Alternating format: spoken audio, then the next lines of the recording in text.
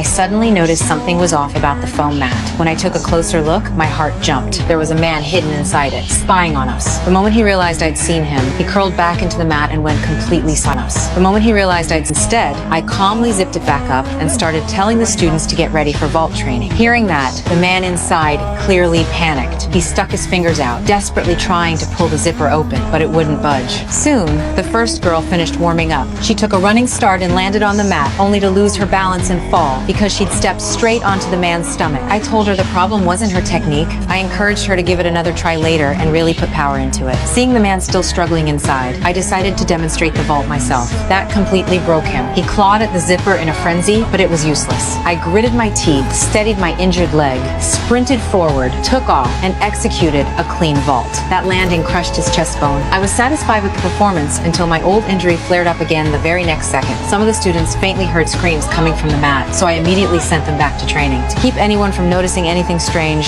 I pulled out my phone and blasted loud, fast-paced music. Under my direction, the girls took turns vaulting. Some shattered his leg bones, some crushed his fingers. Others dealt fatal blows. Still, I kept telling them the same thing, not hard enough. Even when they were gasping for breath, I didn't stop the session. With every heavier landing, his body was nearly reduced to broken bones.